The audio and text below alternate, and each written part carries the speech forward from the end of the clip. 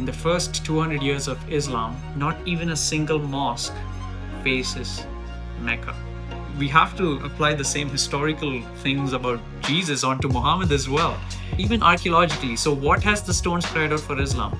That you are not praying in the right direction.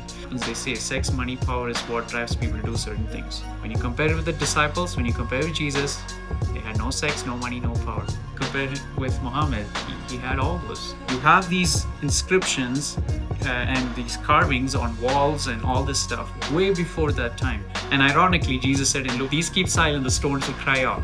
And we see that happen. About 570 AD, a guy named by the name of Muhammad, he is born, and 610 he gets a revelation from God.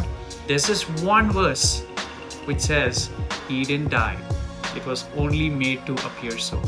And you have all these evidence before the time of Muhammad, Yes. where there's good evidence that Jesus did die and come back again. Why is the Bible reliable? You have 1,500 years, written by 40 different authors, and written over 3 continents and 3 different languages, written by fishermen, authors, prophets, laymen, like different kinds of people, all talking about Jesus, God's plan, his plan for redemption, and reconciling us back to Him. And it's the same idea throughout the whole thing. It's very easy to complement each other, everything in the Bible. Versus one book that's revealed over 23 years, okay? And in those 23 years, it's written to one man who received his revelations privately in a cave. But where are the eyewitnesses? Why don't we find sources like for Jesus, which says, okay, the disciples believed that Jesus died and came back from the dead? Why don't we find non-Islamic sources from that time talking about this crazy event, right? Yes. We don't have anything. And the Quran says oftentimes that if you guys have doubts, ask the people of the book. And in Surah 1094, if Muhammad had doubts, he was commanded to ask the people of the book. So I really encourage you guys to ask who this person Jesus is.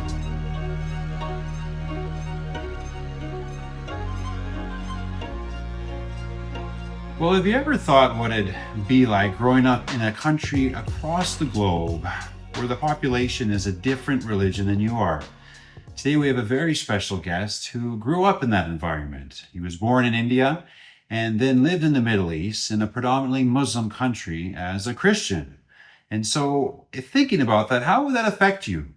What kind of outlook would you have on life? And we'll look at some of the reasons of why he never became a Muslim. So, Paul, welcome to the show. Thanks for having me, Andrew. We're very grateful you're here. Thank you. And so, Paul, we just really want to hear more about who you are, how your life was growing up. But then we'll hear about some of your faith journey in following Jesus. And then the interesting fact of growing up in an Islamic country and kind of how that was and your experiences with the Islamic faith. So, Paul, tell us, what was it like growing up as a child in India in the Middle East? So I was really blessed to be raised by my grandmother. She was born a Hindu, so she had an encounter with Jesus at about age 30, and she gave herself to the Lord. She had dreams, she had visions. We often think we have to send a missionary abroad to, get people to Christ, but sometimes Jesus just, meets directly where they're at, and that's how she became a Christian. And from then on, she fed me the word of God every day. She prayed for me every time I had my food, or when I went to school, when I went to play sports. So everything she did, I was able to see that she wanted to please God in everything she did. And she wanted to raise her kids, her grandkids in that way. And I was blessed that she raised me that way. And this was till I was 7 years old. And after I turned 7, I moved to the Middle East. And in the Middle East, it was predominantly Islamic. And my family were able to get a job in the Middle East. And I was raised among a lot of Muslim friends and few Christians, few Hindus, but majority were Muslims. So tell us about that, here in Canada, it's very multicultural, multi-faith. It's not a predominantly one faith culture as it was. Maybe back in the day, it might have been a Christian nation. Maybe, I don't even know if it was. But Right. you know, growing up in the Middle East, there's a lot of Muslim influence, right? And so the country you were living in specifically, it was predominantly Muslim. Like, how was that as a Christian? Yeah, so obviously the country was under Sharia law. So a lot of the things you read in the book of Acts, how the disciples were going to synagogues and they were going to marketplaces and they were freely sharing the gospel. Well, not freely, but there was a sense of freedom in what they did because of the Greek culture. And we couldn't actually do that because Islam was the one religion that everyone is supposed to follow in that country. And if we did share our faith as Christians, um, then they could fine you heavily or they could throw you in jail. So that was the situation there. Like, what would a fine be? What would that look like? Like financially? Yeah, financially, it could be 100,000 Canadian dollars, but it kind of varies. It varies. I don't know. 100,000 Canadian dollars Potentially. for sharing the gospel. Potentially, yeah. Oh my goodness. Yeah. Okay. Although the country has gone a lot liberal, I can see that kind of happening. So I don't know where they're at, but according to the law, you cannot proselytize as a non-Muslim. Yeah. And so did you experience persecution growing up at all as a Christian, or was it okay? Are there churches where you were living, or were you able to go to church?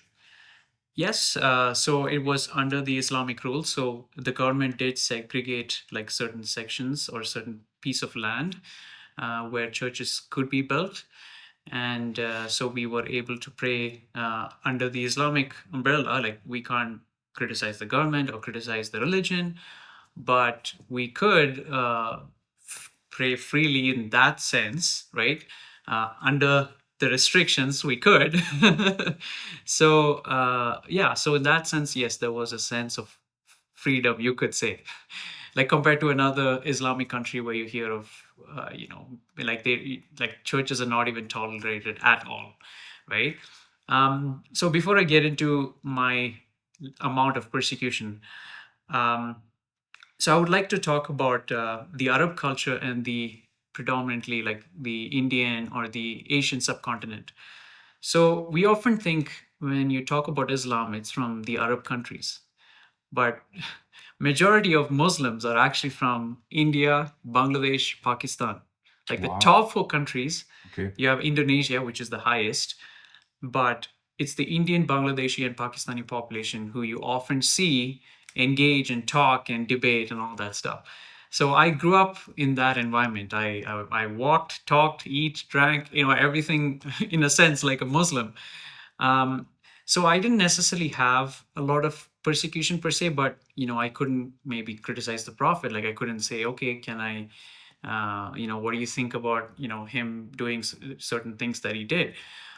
But I could, engage with them theologically because Muslims, especially from the Indian subcontinent, I want to emphasize that they are open to debating and discussing faith, and that was kind of the environment. But often, like there was one instance, I was called to the principal's office because I was sharing about the end times, how the end times of the Bible differs from the end times of the Islamic faith. So I was called to the principal's office once, but I was also careful in how I spoke and shared my faith too. Wow. Okay. And so did you get in trouble when you got called on the principal's office? Yeah, they just said it's a warning, but it wasn't that serious. I mean, You didn't get fined $100,000. no. Okay. Good. Yeah, we did. So it was fine. Now, I have quite a few Muslim friends here Yeah. in where I live in Canada, Mhm. and they're very nice people. They are. A lot of great food, Mhm. very hospitable. I mean, growing up, I was always invited over to their house, eating good kebabs, and just generally very nice, friendly people. Mhm. So for you, I mean, you're growing up in this Muslim country, you're a Christian. Mhm. Why did you not become a Muslim? Like, why did your family choose Christianity and not, I mean, more specifically for you, Mhm. why are you not a Muslim? Mm. So, well, I do want to bring up what you said. Like our Muslim friends, a lot of the people we interact with, they are very hospitable, something that we might have to learn as Christians sometimes. Like they often have us over at home, they feed us, and they're very social people, they're kind of selfless in that sense. I totally agree with you on that. Yeah, I think it's one of the big reasons why Islam didn't actually, convince me was the evidence for the death and the resurrection of Jesus. I think that was the big thing, and I think historically that event, there's way more evidence for that from the Christian point of view than from the Islamic point of view. And dive into that a little bit deeper. For sure.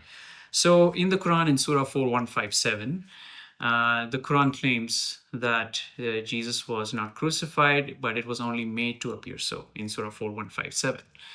But the problem is, in the first century, we have, of course, the Gospels, Matthew, Mark, Luke, and John, which were written within like 30 to 70 years, saying that Jesus did die and he did come back from the dead. Okay, but you know what? They're Christians, so let's ignore that. Let's you know what? We don't have to trust the Christian sources. We have in AD 93, we have Josephus, who also says that there was a wise man and he was crucified, and his disciples thought that he was God, and he came back from, that he came back from the dead, and people worshipped him. You have that. You have AD 112, where Tacitus is saying the Christians sang hymns to Jesus as God, right? And you have so many of these non-Christian sources. You have Suetonius, you have Pliny the Younger, and the Jewish later writings. All of this, plus, okay, this is the best one: archaeological evidence. So there are two archaeological discoveries that was made recently. One is called the Megiddo mosaic, and it has an inscription. It's an underground church, and in that inscription it says, "God-loving Akeptos offered this table to God Jesus Christ." So the things that the Quran denies, that Jesus is God, you have these inscriptions that are dated to, this specific one is dated to about 8200. And that clearly says Jesus was God. Like, people did believe in that. That's one. And the other one is the Alexamenos graffito, where it's a carving on a wall in Turkey, I believe. And it's of a slave boy worshipping a donkey. And in the writing in Greek, it says Alexamenos worships his God. And this is before Council of Nicaea, before there could be an authority, a systematic kind of compilation of the Bible, or the systematic forcing of a religion. You have these inscriptions and these carvings on walls and all this stuff way before that time. So, and ironically, Jesus said in Luke 17:40, if these keep silent, the stones will cry out. And we see that happen. So we have all this stuff. And then in about 570 AD, a guy named by the name of Muhammad, he is born, and 610 he gets a revelation from God. And there's this one verse which says he didn't die. It was only made to appear so. Do you see a problem with that? Yeah. Like, what do you think are the problems with this? Because he did die. Because he did die, and you have all these evidence before the time of Muhammad. Yes. Where there's good evidence that Jesus did die and come back again. And along with that, what does this make of Allah if Jesus was made to appear so in the first century? It makes him the greatest of deceiver. And who is the greatest deceiver? Yeah, it's Satan himself. Yeah. Sure. So unless Allah had a plan, but what was his plan? Did he reveal it to us? We are deceived by that. I mean, we are deceived because of that. If he actually deceived us, right? It's kind of a problem. So that's one of the big reasons I think Christianity has. I trust in Christianity. That one thing about the crucifixion. That there's evidence, right? That Yes. Christ died. We have external secular sources. Yes. And that he rose again. There's eyewitness testimony. Mm-hmm. Okay. Interesting. So what else? I mean, why didn't you become a Muslim? I mean, what else? Well, so when you see the Quran itself, okay, so Quran is something that it's tangible. We can see for ourselves, compare it, even with the Bible. And oftentimes Muslims criticize two things: Jesus is God, the Bible is the Word of God. And those are kind of the two stumbling blocks for Muslims. So even when you look at the Bible, why is the Bible reliable? You have 1,500 years written by 40 different authors and written over three continents and three different languages, written by fishermen, authors, prophets, laymen, like different kinds of people, all talking about Jesus, the God's plan, his plan for redemption, and reconciling us back to Him. And it's the same idea throughout the whole thing. It's very easy to complement each other. Everything in the Bible versus one book that's revealed over 23 years, okay? And in those 23 years, it's written to one man who received his revelations privately in a cave. And there is also, in Islam, they have a concept called abrogation, where certain verses of Allah replaces the previous revelations of Allah because it's better, or, like, why would Allah have to replace a previous revelation of His? I thought whatever Allah reveals, it's supposed to be the best revelation.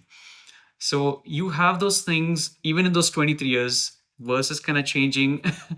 Like, for example, the peaceful verses get replaced with the more violent verses. For example, there's a verse in the Quran that says there's no compulsion in religion.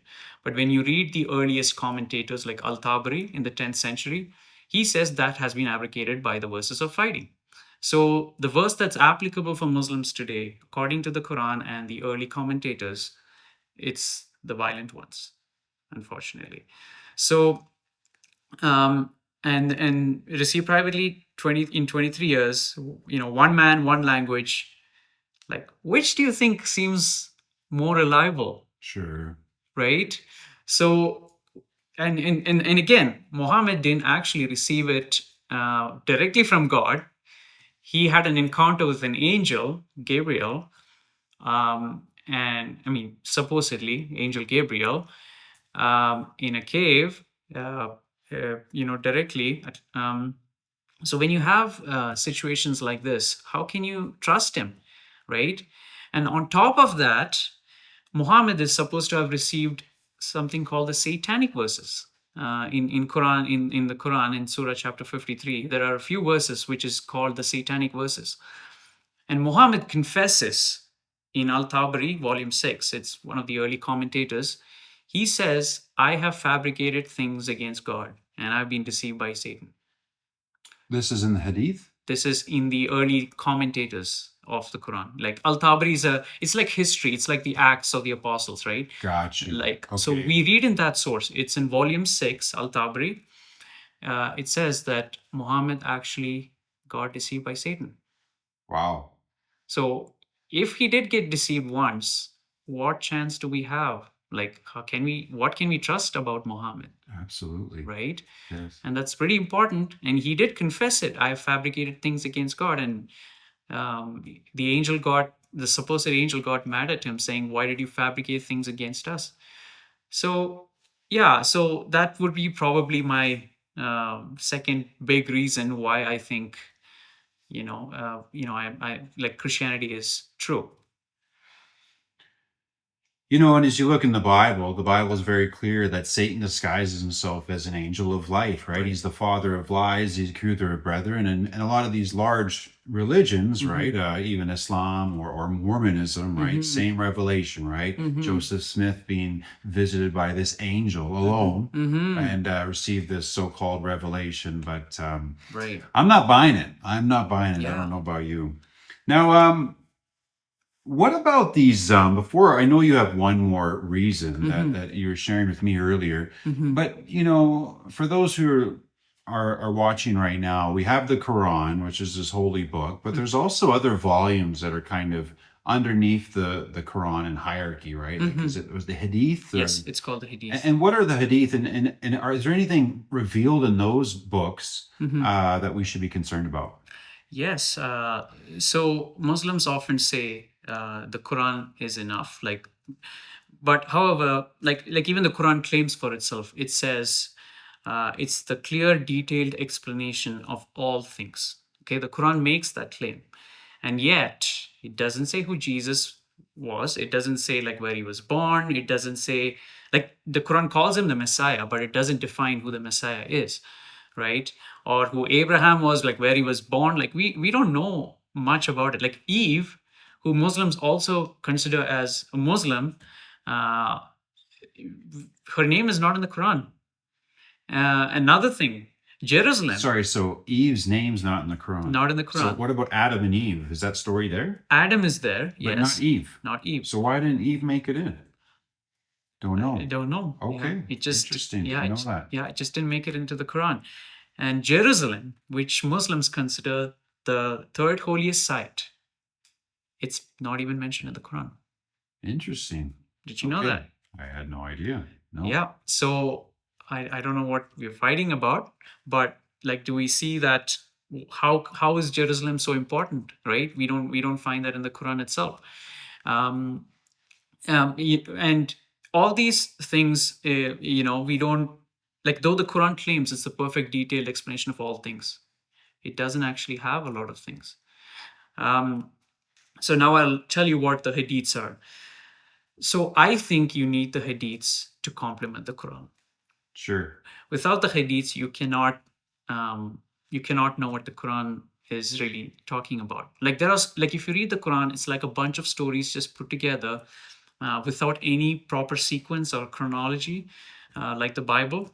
So, like for example, the reason why Jerusalem is important is because Muhammad went on a donkey, on a magical donkey from Mecca to Jerusalem at night, conveniently, and bargained his number of prayers from 55 down to 5 with the top celebrity prophets of the Torah and the Gospel, who is Jesus and Noah and all these great prophets in the Bible, and bargained the number of prayers, came down back to Jerusalem, flew back into Mecca, and said, "Hey, you guys have to pray just 5 times," right? Like, and there was no eyewitness to that event.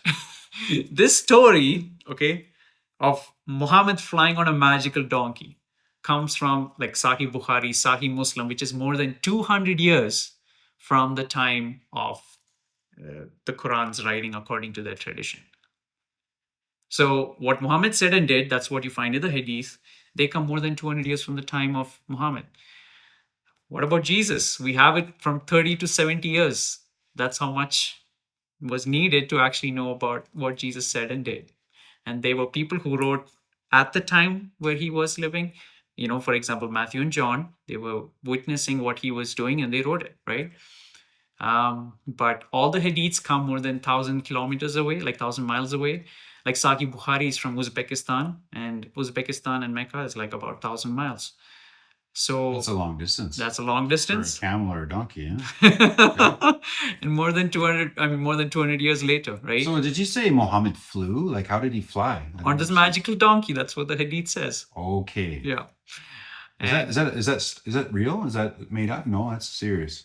Well, That's what it says in the Hadith. that's what the hadith says. But give me Magical eyewitnesses. donkey, okay. Yeah, but where are the eyewitnesses? Why don't we find sources like for Jesus, which says, okay, the disciples believed that Jesus died and came back from the dead? Why don't we find non-Islamic sources from that time talking about this crazy event, right? Yes. We don't have anything. No. Like, for example, you know how there was an earthquake during the time of the resurrection, and all the rocks they broke, and Judea and Samaria were, the buildings were rent and all that stuff. There's a guy named Thales who was a Greek historian. He is writing in AD 53 about that earthquake, and it complements what the gospel is saying, right? So the fact that we have these kind of historical things for the Bible, we kind of don't have that for the Quran. So yeah. Very interesting. Mhm. Well, thanks for sharing about that, about the Hadith. It's important, I think, for us to understand that there is another set of volume of books, and Yeah. and they talk about Muhammad and What he said and did. life, right? Mhm. Now, is it true that he had an encounter with a demon? Do you know anything about that at all, or Yeah. Yeah. So his first encounter was with this supposed being, okay? And the way the first encounter actually This went. is from the Hadith. This is from the Hadith. Okay. It's in Sahih Bukhari. Sure. Okay. So it says that this being came to him while he goes and meditates in a cave, and the being said, "Read." And Muhammad said, "Bro, I don't know how to read. I'm illiterate." Sure. And then and the angel said like 3 times, "Read, read." Okay. And so he felt very pressed and forceful, forced. And because of that, he ended up reading, "Proclaim the name of the Lord thy God," and the rest. So he was after this encounter, he was very suicidal. He wanted to commit suicide. He wanted to jump from the mountains. Like if you read Ibn Ishaq, which is one of the histories about Muhammad, and even if you read Sahih Bukhari, it says he wanted to go and commit suicide. And he had to seek comfort from his wife, Khadija, who was 40 years old when he was 25. So she comforted him. And then he had another cousin named Waraka, who tells Muhammad, and he was a Christian who read the Gospels. And he actually said, that's the same angel who appeared to Moses, who appeared to Jesus, and he was like, oh, I wish I got to see how this angel is going to use you to share the message of Allah. So a Christian guy had to tell him who the angel was. The angel didn't introduce himself to Muhammad. So why don't you tell me, from the Bible, whenever an angel or God has an encounter with people, how did people feel after the encounter? Well, they fell face down, Mm-hmm. right? Yes. And they weren't suicidal. Yep. They had a sense of peace. Yes. They had a sense of joy. Yes. Right. And the one guy, like Judas, Satan entered him. What did he do? He went and committed suicide. Killed himself. That's correct. Yes. So the first encounter was pretty demonic. Like he felt that way, and again, the whole idea of satanic verses, why did Muhammad feel, Satan lied to him and he was influenced by what Satan said, right? So that is a problem. So we have the Quran changing some Yes. of the different accounts of the resurrection of Jesus, Yes. Obviously from the Bible and then the Quran. We have strange encounters with Muhammad in the Hadith, with probably a demon. This is during the recitation of the Quran. The first surah, yeah. The first surah. Yeah, Okay. in the Quran. Interesting. Yeah. Didn't know that. Well, I'd heard something similar. And by the way, it's Surah 96. The Quran is not in chronology, just so you know. It's kind of, mixed up. Sure. Yeah. Sure. Now, many would describe Islam as a religion of peace, right? That is a peaceful religion. Would you agree with that? And again, I want to affirm that we have had Muslim friends who are very peaceful. Yes. They really, welcomed us into their homes, and I'm very grateful for them. And yeah, it's amazing how some of them are treating us as, even though we are not believers, they really care about us. But if you see the Quran, unfortunately, there's so many violent verses. About 148, so that you can count. Like for example, Surah 929, it talks about how, fight against those who do not believe in Allah or the last day, right? And that whole chapter of Surah 9, it's one of the last chapters in the Quran, one of the last revelations of the Quran. And it talks about, any non-believer, like you have to fight against them and be aggressive against them, make them feel subdued. Like you have all these references in the Quran. There's also another reference which says the Jews and Christians are the worst of creatures, and it's pretty unfortunate. But when you compare that with Jesus, what does he say? Bless those who persecute you, and if someone asks you to go for a mile, go 2 miles, or blessed are the peacemakers, blessed are the pure in heart. You have all these beautiful beatitudes of Jesus, and yet in the Quran, like there's I don't see a sense of peace, like God being a sense of peace at all. Like we know Nabil Qureshi, he was taking the Gospels and he took the Quran and he's trying to compare, okay, which one is a book of peace? And I don't know what Jesus taught. Like Jesus didn't, he didn't just go around killing people, um, but but Muhammad did. He did. He was a warlord, and he often killed people who disagreed with him. He killed people. He did kill people. Yeah. So if you read Ibn Ishaq, that is one of the biographies about the life of Muhammad. And there was one instance, one of the earliest instances of Muhammad. He killed 600 to 900 men at one time. He beheaded them and put their heads in trenches, took the wife and kids as sex slaves. And the Ibn Ishaq book is available for anyone to read. They can just read it.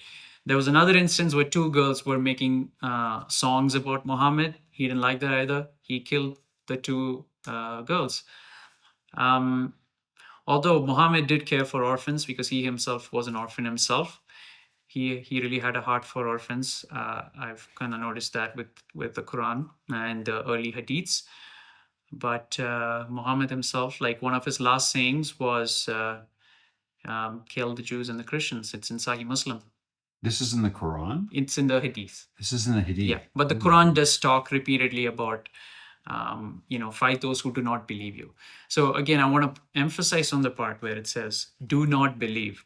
It doesn't mean we first attack and they're doing a defensive war. No, that's not what it's saying. It's saying simply because of us not believing, it's a threat to them. Yeah.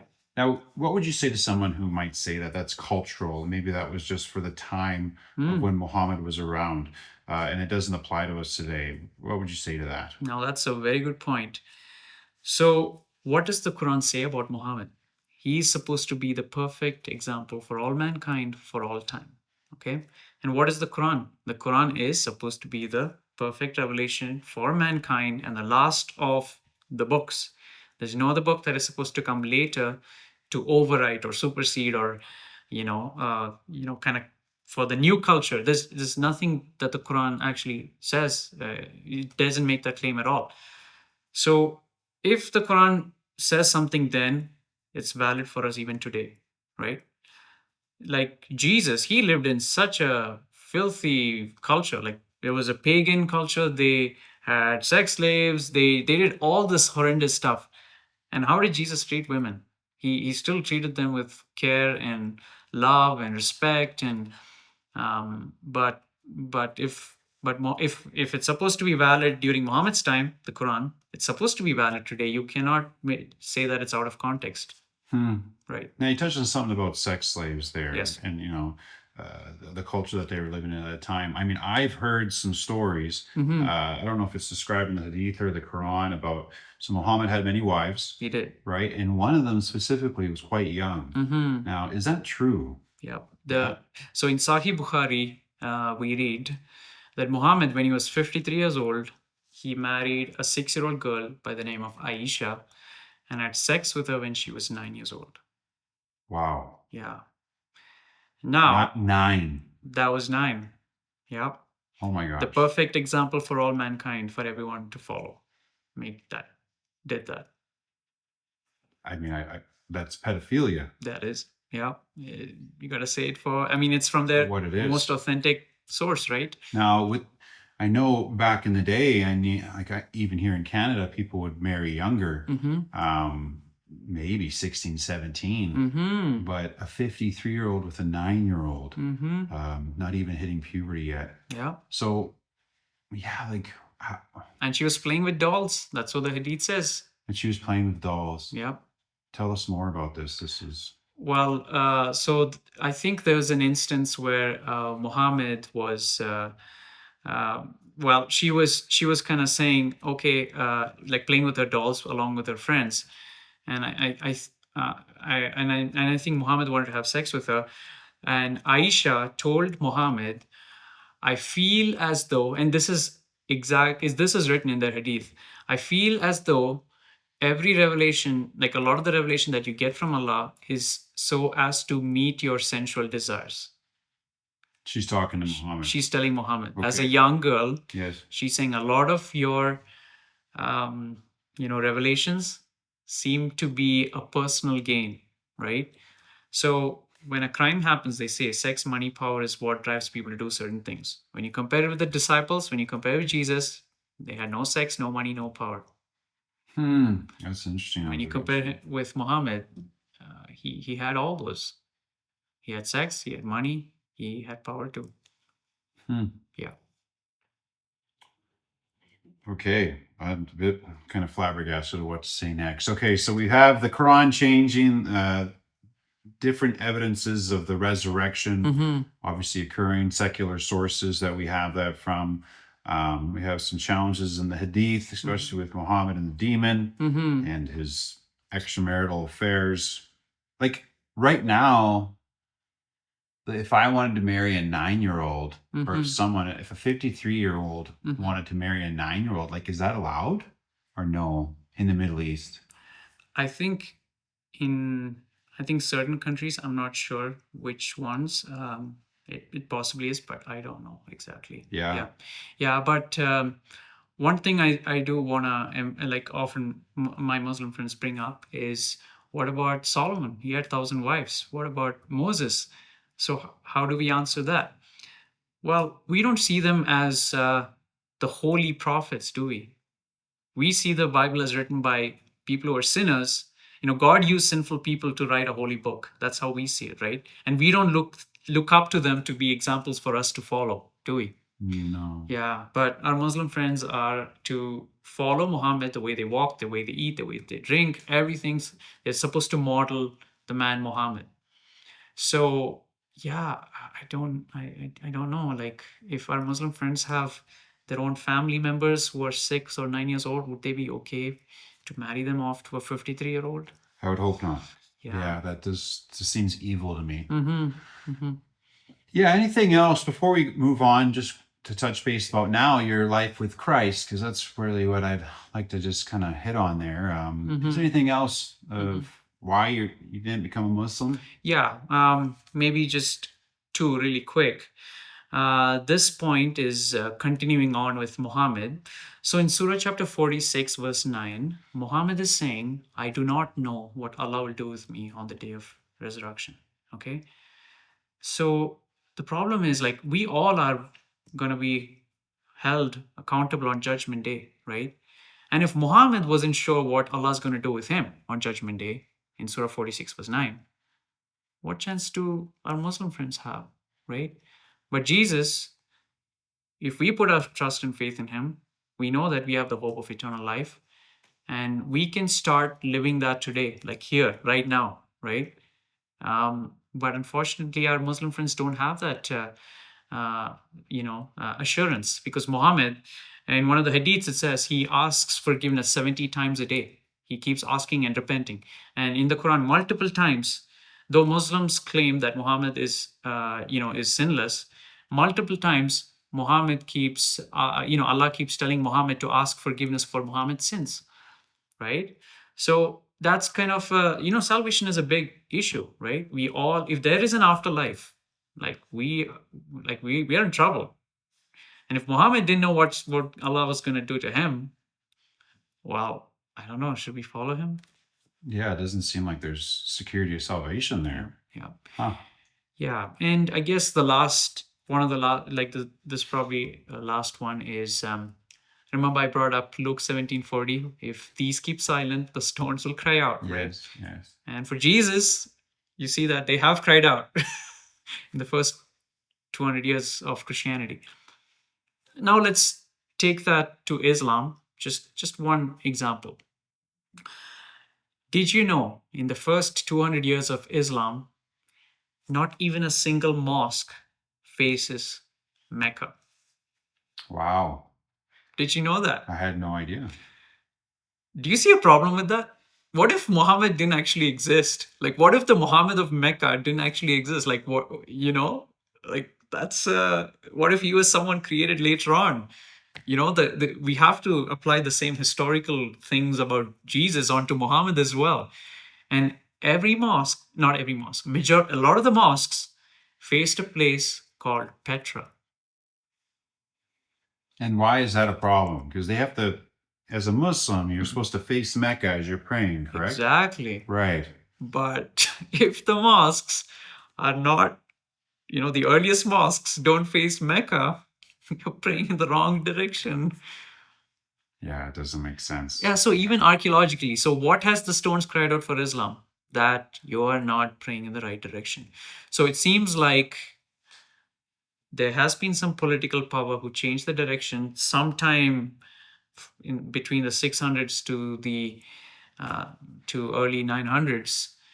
And guess who found that? Was by a Canadian scholar who goes by the name of Dan Gibson. So he has a film that he made called The Sacred City, which I recommend everyone to watch.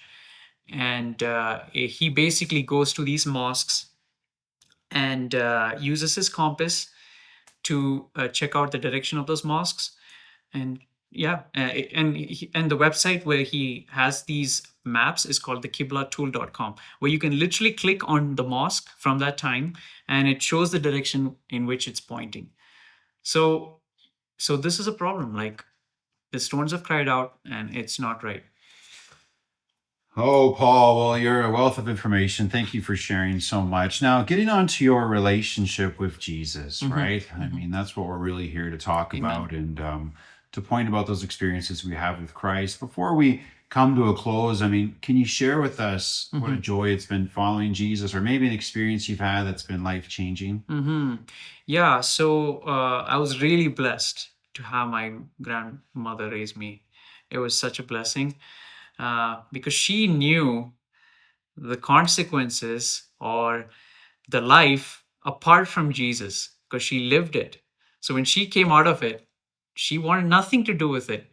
And anyone who wanted to follow Jesus, she wanted to make sure, hey, you guys should have nothing to do with a life apart from Jesus. So raising me up in that way really helped. But me coming into my university, like school, and I had a lot of my Muslim friends. We often had debates and discussions about faith, and oftentimes when they challenged me in my own faith, they actually built me up. It made me who I am, and I'm grateful for my Muslim friends. Um, but I gave myself to Jesus in 2013, December 27th. I took baptism that day, the best decision of my life. It was probably the best day of my life. And I began to have a relationship with Jesus from the day. I mean, I had it before, but I made that commitment on that day, December 27th, 2013. I've had so many times Jesus just speaking to me when I'm encountering with people. So I often say to my Western Christian friends, hey guys, we should not be intimidated. Our Muslim friends need to know Jesus as well. And when you share with them, don't feel intimidated. You have Jesus on your side. You have the whole host of heaven with you. And oftentimes when I debate, there's going to be me being surrounded by like 8 Muslims. And when I pray, like I feel God trying to tell me, the right words, right? And when I say it, and the Muslims, they often look at me and like, oh, I didn't think of that. Like, and stun them, right? So I've had those moments where the Holy Spirit says the things through me, and my Muslim friends, like when Stephen, like they couldn't stand his wisdom, right? And obviously, it's not my wisdom; it's what God, is using me for. And I've had those moments. But it was in 2021, I believe, during COVID, I went to a church service and a pastor prophesied over me and he said, so it was a random church, like he didn't even know me. And at that time, he actually said, he called me out in front of everyone. And I was like, oh, it's going to be awkward. Like, why are you just calling me out? And he's like, he prophesied over me. He read a chapter from Nehemiah, where Nehemiah was burdened by the broken walls, and Nehemiah just wanted to rebuild the city. And I think that he used that to tell me that you're going to have that burden and you have to build those walls up, and there's going to be people who's going to come help you, and we can all do it together, right? And share the love of Jesus with everyone, right? And again, love doesn't mean you have to be nice. Love also means confront. Like flipping tables is also love. Jesus did flip tables. And our Muslim friends often, they love those conversations where you're engaging. It might get heated. It's fine. After that, just have a meal together, have fun. It's a great way to, share the gospel and get strengthened in your own faith. I love that. I love that. Yeah, we can dialogue without having hostility and or Totally. any kind of violence or anything like that. Oh, absolutely. And still be friends. Yeah. Boy, our Muslim friends. I like that. I mean, doesn't our God say in Isaiah 1:18, let us reason together? I mean, our God is a God of reason. Yes. And he Yes. created us in his image. Amen. Yeah. Now, for those who are maybe in the Muslim faith right now and having questions, or maybe they've grown up in the Islamic faith, through tradition, through their family, is there anything you'd be able to tell them right now if you were to share with them? Yeah. So, my Muslim friends, I mean, I really love you guys. I grew up with Muslims, and I often connect with you guys way better than some of my Christian friends. Yeah, I really encourage you guys to see the Quran. Like in the Quran says oftentimes that if you guys have doubts, ask the people of the book, and the people of the book are obviously us Christians. And the Quran keeps saying over and over again, that, the Christians and the Jews have the answers for a lot of your questions. And in Surah 1094, if Muhammad had doubts, he was commanded to ask the people of the book. I think it uses the word katab in Arabic, which means the book. So I really encourage you guys to ask who this person Jesus is. And I think you can know about Jesus only in the Gospels. The Gospels are reliable. We have over 5,800 manuscripts, and every archaeology, every discovery just proves the authenticity of Jesus more and more. Why would you guys trust a book that comes 600 years later and revealed to one man? I really encourage you guys to ask your Christian friends or get a Bible. I mean, your Quran commands it. So please do read the Bible and get to know Jesus as your Lord and Savior. You can get to know him today. Okay, it doesn't have to wait. Praise God. Well, Paul, thank you so much for coming on today. I was immensely blessed. I hope you were as well. Tune in next time, and I pray that you have a wonderful rest of your day. Thank you, Andrew. God bless.